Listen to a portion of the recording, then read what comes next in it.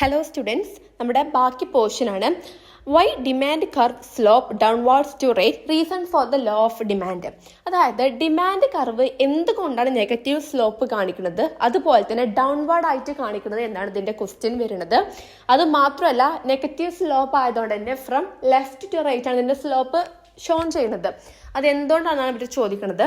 അപ്പോൾ അതിൻ്റെ റീസൺസ് ആണ് പറയണത്. അപ്പോൾ അതിൽ ഒന്നാമത്താണ് ഇൻകം എഫക്റ്റ്.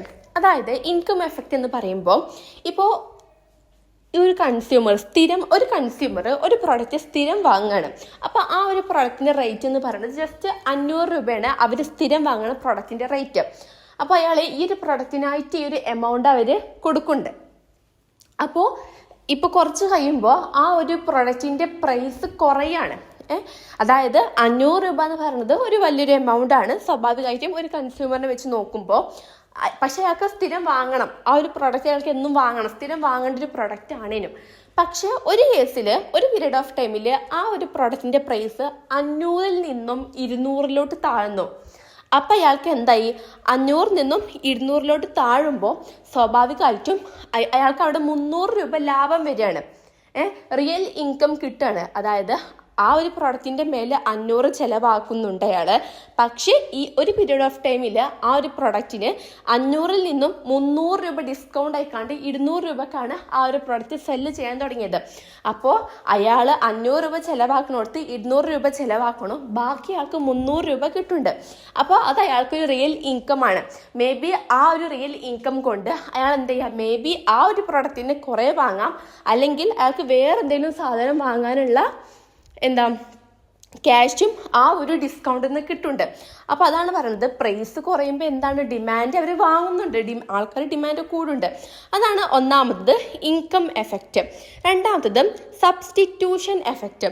അത് പറഞ്ഞാൽ നമ്മൾ പകരം വെക്കുന്നത്, പകരം വാങ്ങുക. അതായത് ഒരു കൺസ്യൂമർ ഒരു അയാളൊന്നും ടീ ആണ് വാങ്ങണതെന്നുണ്ടെങ്കിൽ ഒരു പീരീഡ് ഓഫ് ടൈമിൽ ടീൻ്റെ റേറ്റ് നല്ല രീതിക്ക് ഹൈ ലെവലിലെത്തും.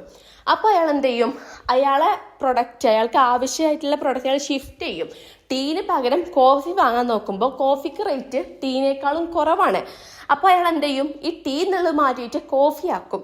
കാരണം കമ്പാരിറ്റീവ്ലി പ്രൈസ് ഇവിടെ കുറവ് കോഫിക്കാണ്.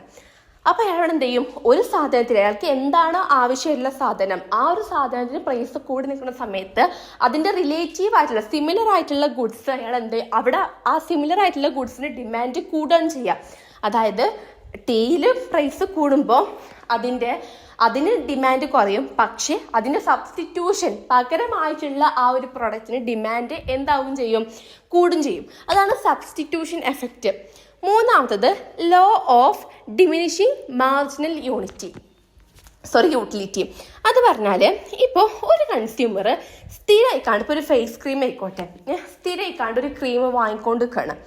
അയാൾക്ക് ആ ഒരു ക്രീം എന്നും വേണം, അതില്ലാതെ പറ്റൂല, ആ ഒരു അവസ്ഥയാണ്. പക്ഷേ ഒരു വ്യക്തി ആ ഒരു എന്നും ഈ ഒരു ഫേസ് ക്രീം യൂസ് ചെയ്യുമ്പോൾ, കാലങ്ങളായിട്ട് ഈ ഒരു ഫേസ് ക്രീമാണ് യൂസ് ചെയ്യണത്, പക്ഷേ കണ്ടിന്യൂസ് ആയിട്ട് ഈ ഒരു സെയിം ക്രീമിനെ യൂസ് ചെയ്യുമ്പോൾ അവർക്ക് അതിൽ സാറ്റിസ്ഫൈ നിൽക്കും. കാരണം ഈ ഒരു ക്രീം അവർക്ക് ഫലിക്കാത്ത പോലെ തോന്നും, ഒരു യൂസ്ഫുൾ അല്ലാത്തമായി തോന്നും. പക്ഷേ എന്നിരുന്നാലും ഈ ഒരു ക്രീമിന് ഒരു പോയിന്റ് ഓഫ് ടൈമിൽ പ്രൈസ് കുറയുന്ന സമയത്ത് ഇവരെന്ത് ചെയ്യും, ആ ഒരു അതായത് ആ ഒരു ക്രീമിൻ്റെ സാറ്റിസ്ഫൈ കുറഞ്ഞാൽ പോലും ഈ ഒരു ക്രീമിന് ഇത്ര എമൗണ്ട് അല്ലേ വരുന്നുള്ളൂ എന്ന് വിചാരിച്ചുകൊണ്ട് അവരെന്ത് ചെയ്യും, ആ ഒരു പ്രൊഡക്റ്റിനെ കണ്ടിന്യൂസ് ആയിട്ട് വാങ്ങിക്കൊണ്ടിരിക്കും. കാരണം പ്രൈസ് കുറയുമ്പോൾ അവിടെ ഡിമാൻഡ് കൂടുകയാണ്. അപ്പോൾ അതാണ് എന്തെന്ന് പറയുന്നത്, ലോ ഓഫ് മാർജിനൽ യൂട്ടിലിറ്റി എന്ന് പറയുന്നത്. നെക്സ്റ്റ് ഈ ഒരു പോയിന്റ് നിങ്ങൾ നോക്കണ്ട, ഒരു അഡീഷണൽ പോയിന്റ് ആഡ് ആക്കാം, ന്യൂ കൺസ്യൂമർ. അതായത് ഇപ്പോൾ ഒരു പ്രൊഡക്റ്റിന് ഇപ്പോൾ മാർക്കറ്റിൽ വല്ല ഫേസ് ക്രീമോ ലിപ്സ്റ്റിക്കോ വാട്ടെവർ എന്തെങ്കിലും ഒരു പ്രൊഡക്റ്റ് ഒരു ഗേളിനെ സംബന്ധിച്ചിട്ടോ ബോയിനെ സംബന്ധിച്ചിട്ടോ എന്തെങ്കിലും പ്രൊഡക്റ്റ് അവിടെ ലോഞ്ച് ആവുകയാണ്. അപ്പോൾ ഇവരെന്ത് ചെയ്യണോ, ആ ഒരു പ്രൊഡക്റ്റിന് നല്ല രീതിക്ക് ലോ ആയിട്ടുള്ള പ്രൈസാണ് കൊടുക്കണമെന്നുണ്ടെങ്കിൽ കുറേ പുതുതായിട്ടുള്ള കസ്റ്റമേഴ്സ് ആ ഒരു പ്രൊഡക്റ്റ് ബൈ ചെയ്യാൻ വേണ്ടിയിട്ട് വരികയാണ്. അപ്പോൾ അവിടെ എന്താണ്, പ്രൈസ് കുറയുമ്പോൾ ഡിമാൻഡ് കൂടുകയാണ് ചെയ്യുന്നത്. അപ്പോൾ അതൊരു എഫക്റ്റാണ് പറയുന്നത്. അഞ്ചാമത്തത് ഓൾഡ് കൺസ്യൂമർ. ആ ഒരു പോയിന്റ് നിങ്ങൾ ആഡ് ആക്കുക കേട്ടോ.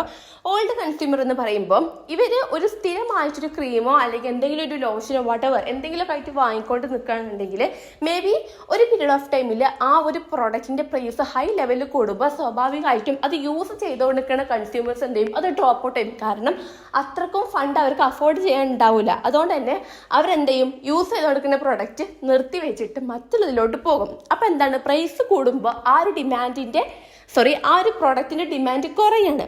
അപ്പോൾ അതാണ് ഓൾഡ് കൺസ്യൂമർ വരുന്നത്. നെക്സ്റ്റ് 7ാമത്തെ ഒരു പോയിന്റാണ് law of demand. Law of demand എന്താണെന്ന് അറിയാം, ഇൻവേഴ്സ് റിലേഷൻഷിപ്പാണ്. അതായത് പ്രൈസ് കൂടുമ്പോൾ ഡിമാൻഡ് കുറയും, ഡിമാൻഡ് കൂടുകയാണെന്നുണ്ടെങ്കിൽ പ്രൈസ് കുറയും. അപ്പോൾ ഇതാണ് എന്തുകൊണ്ടാണ് ഡിമാൻഡ് കർവിൻ്റെ സ്ലോപ്പ് ഡൗൺവേർഡ്സ് ആയിട്ടുള്ളത്, അല്ലെങ്കിൽ ലെഫ്റ്റ് ടു റൈറ്റ്, അല്ലെങ്കിൽ നെഗറ്റീവ് റിലേഷൻഷിപ്പ് എന്തുകൊണ്ടാണ് കാണിക്കുന്നത്, ഇതാണ് അതിൻ്റെ റീസൺസ് ആയിട്ട് വരുന്നത്. ഇത് ഏറ്റവും വളരെ ഇമ്പോർട്ടൻ്റ് ആയിട്ടുള്ള ടോപ്പിക്കാണ്. ഇത് വളരെ ലോ ഓഫ് ഡിമാൻഡ് എവിടെ ഉണ്ടോ അവിടേക്ക് നമുക്ക് ഈ ഒരു ടോപ്പിക്ക് ഇൻക്ലൂഡ് ചെയ്ത് എഴുതി കൊടുക്കാൻ പറ്റും. അപ്പോൾ ഇതാണ് ഇന്നത്തെ ഒരു പോർഷൻ എന്ന് പറയുന്നത്. നെക്സ്റ്റ് ബാക്കി പോർഷൻസ് മറ്റുള്ള ക്ലാസ്സിൽ എടുക്കാം കേട്ടോ. Okay, by.